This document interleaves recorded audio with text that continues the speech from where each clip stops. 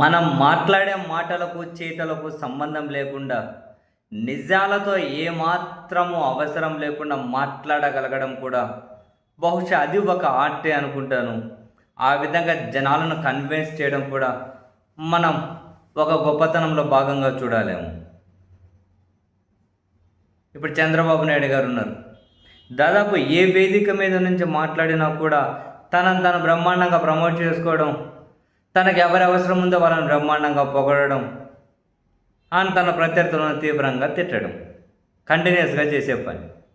అధికారంలో ఉన్నాం, కొన్నైనా కనుక ప్రజలకు నిజాలను కన్వే చేయాలి అని చెప్పి ఎప్పుడు పెద్ద భావించినట్లుండరు. తాజాగా తిరుపతిలో కానీ ఒక సమావేశం పెట్టుకున్నారు కదా, సంక్షేమం 2 ఏళ్ళు ఎంత అద్భుతంగా ఇచ్చాము అని.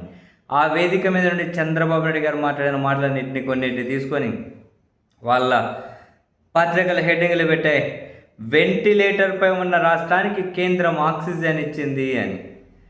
ఇమ్మీడియట్గా చదివా, అంటే ఏమేమి ఇచ్చింది, ఏమేమి ప్రయోజనం కలిగింది, కేంద్రం వల్ల ఆంధ్రప్రదేశ్కి ప్రత్యేక ప్రయోజనాలు ఏం కలిగాయని చదివితే చాలా ఉత్సాహంతో చదివా.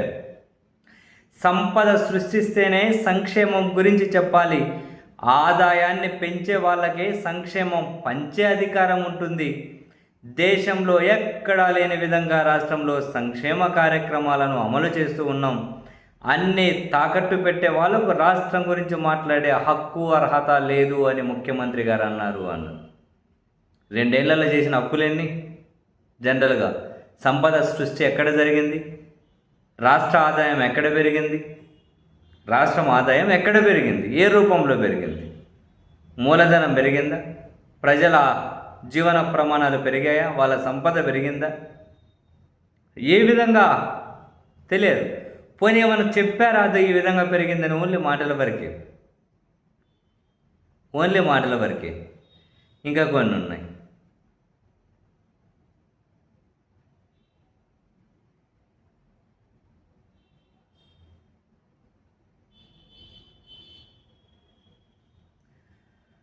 వెంటిలేటర్పై ఉన్న రాష్ట్రానికి ఆక్సిజన్ ఇచ్చి కేంద్రం బ్రతికించింది. ఎట్లా? ఏమేమి ఇచ్చింది? గ్రాంట్లు పెరిగాయా తగ్గాయి? 24 ముందు పోలిస్తే తగ్గినాయి. వీళ్ళ కేంద్రం నుంచి గ్రాంట్లు ఆశించింది ఇదే కొత్త, ఇదే తీసుకోండి, 25 ఆర్థిక సంవత్సరమే తీసుకోండి.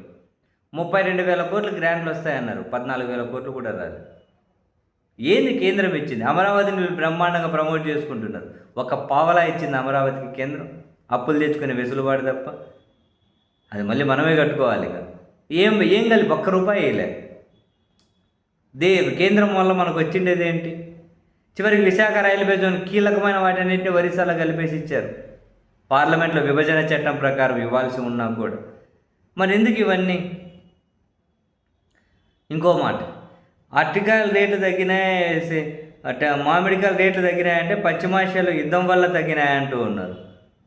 పోయిన సంవత్సరం కానీ మామిడికాయలు రోడ్డు పక్కన పడేసినాం కదా, చాలామంది పడేసినారు. అప్పుడే కదా ఇంక బంగారుపాలెం అరటికాయల మార్కెట్ కూడా జగన్మోహన్ రెడ్డి గారు వెళ్ళింది పోయిన సంవత్సరమే కదా. అప్పుడేం పశ్చిమాసియాలో యుద్ధం లేదే, ఉందా? అరటికాయలన్నీ రోడ్డును పడేసి గొడ్లకు పడేశారు కదా ఆవులేని వాళ్ళకి.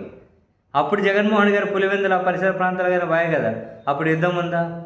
లేదే, లేదే. మీకు గుర్తులేదా పోయిన సంవత్సరం మామిడికాయలు ఎట్లా పడేశారు?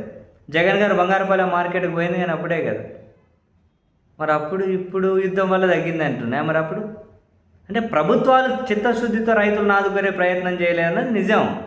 దాన్ని రకరకాలుగా యుద్ధాల పేర్లు చెప్పి ఏది వస్తే అది, పెట్రోల్ డీజిల్ ధరలు పెరిగాయి, పశ్చిమాసియా యుద్ధం కారణాలు అంటూ ఉన్నారు. నిత్యావసర సరుకులు అన్ని రేట్లు పెరిగాయి, గ్యాస్ పెరిగాయి, పెట్రోల్ డీజిల్ అన్నీ పెరిగిపోయాయి. ప్రభుత్వం ఇచ్చిన ఉపశమనం ఏంటి? ఇప్పుడు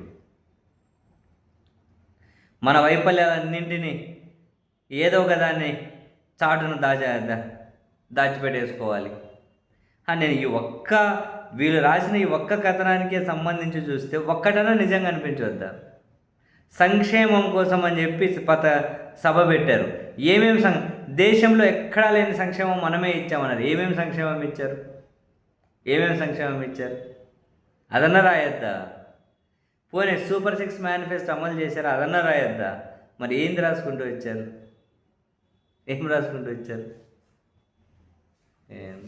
వీళ్ళు రాయాలంటే ఆయన మాట్లాడాలి కదా, చంద్రబాబు గారు. సీఎం గారు ఎక్కడన్నా వాస్తవాలు మాట్లాడాలి కదా. ఎవ్రీథింగ్ ఈజ్ ట్రాన్స్పరెంట్ అని గట్టిగా చెప్పారు. ఏం ట్రాన్స్పరెంట్? ఏ దేశానికి విమానం ఎక్కిపోతున్నారు కానీ తెలియట్లేదు. మిగతా ట్రాన్స్పరెంట్ కదా పక్కన పెట్టండి. విమానం ఎక్కి ఏ దేశానికి పోతున్నారు, ఎప్పుడు పోతున్నారు, ఎప్పుడు వస్తున్నారు అన్న అప్డేట్స్ కూడా లేవు సార్. ఇంకేం ట్రాన్స్పరెంట్?